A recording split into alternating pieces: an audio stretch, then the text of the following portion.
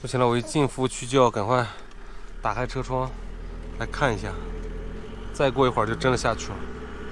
好漂亮，那边两种颜色，竟然是以这个山为中心，这边是亮的，这边是红的。先找个停车位，停到大车进不来的地方，这样比较好一点。啊，比如像是这儿，就在服务区旁边，还亮，车位还大。把手机放在这儿，先关机这个。好，哎呦，开腿都麻了，我们去吧，卡子弄出来溜溜啊，从那边，那边。这边其实还是有点热，不凉快，不好。这下惨了，奥斯卡！我突然发现我的行车发电今天没开，啊！白白跑了一天，浪费了呀！这个油没烧成电，主要是我们在那儿停了2天，我也没插电，车上现在剩多少电？我看。34，傻了！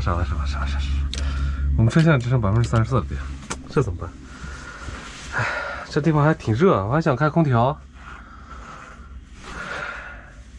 让我想会儿。这个车，国际玩笑，跑了整整一天，没开行车充电。我那天因为在那个地方充满了，所以就把行车充电关了，我就忘记。我这个是行车充电开关，就是你需要给后车充电的时候打开，不需要的时候就关掉。所以我充满电的时候通常是关掉的。这下好了，现在我们面临电力紧缺的问题，主要是这个锂电池的电压如果过低的话，其实是不好的。锂电池的电压过低啊，对整个车辆都不好，所以我们得想办法给它。但我们空调怎么办？现在很热啊，这么热的家我们是待不住的。只能由我们的储备电源来帮助我们渡过难关了。我们都要用上我们的电小二。一个就应该够了，另一个因为我还有一个在下边，另一个我等会儿要用电脑，所以呢，我们先用这个给我们车里边降温，正好我们之前没有用过它，顺便看一下它的耗电啊什么的，这电小二能不能带动它？如果能带动它，那我们之后就很方便了，它就是我们的电源，它空调电源。来吧。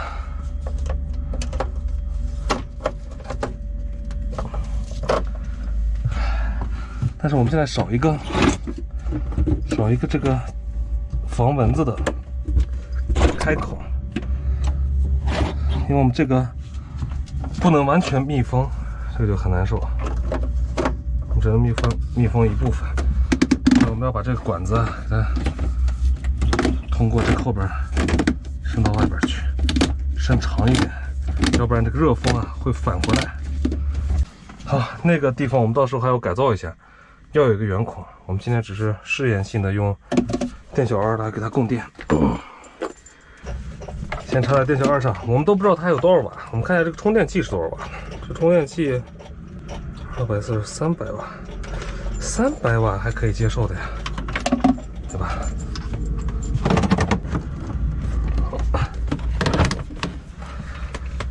可以，我们先把电小二打开，看一下。哦，这是满电的，太好了。好，这样的话，我们电小二是满电，我们就启动这个电源，看一下它充电要多少瓦。我们现在室内温度是30度。我们先把它启动。哇，制冷。哎，还带灯的，哦，还带灯。这个灯没用。我们先让它稍微工作启动一下，我看它现在在用多少瓦。电小二这边显示它在用的100瓦。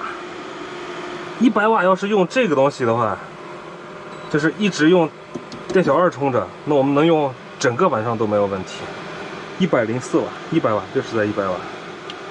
我们把这个冷凝管要放下去的，要不然这个水啊出不去的。啊。然后正好就冲着我们这个工作区域吹就可以。我们现在来吹一下，看这个多长时间能把这个屋子的温度降下来。其实它这个风口的温度啊，现在来说不是很凉，但它耗电也不是很多呀，它耗电只耗100瓦而已。这样电玩带它绰绰有余，这简直就是一个超级大的一个电源，可以让它一直用。我上面的保护纸还没撕呢，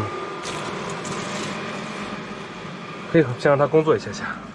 我刚才想到了一个很好的一个办法，我把它拔回来了。这个是完全是在出热风啊，这边是冷风，这边是热风。你如果是开着它，对吧？能量守恒，大家都知道的，不会有温度降。但是呢，我突然发现我车里边啊，有一根跟外边对接的管子，就是抽油烟机，这个从来没用过。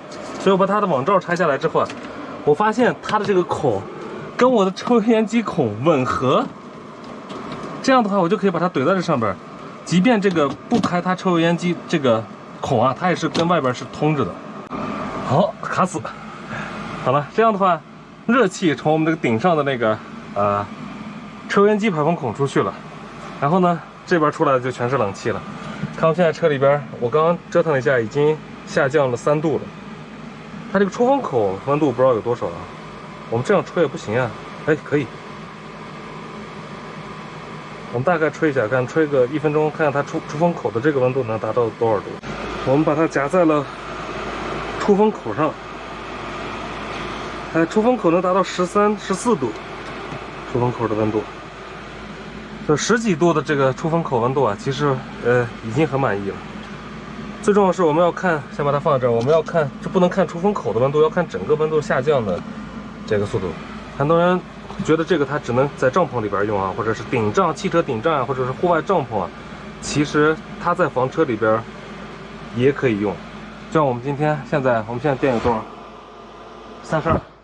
？32%的电，那我们有没有办法去开空调？这地方又很热，所以呢，我们得需要靠长时间的这个供电来让它工作。其实它不怎么耗电，它现在目前为止耗电耗到了120瓦。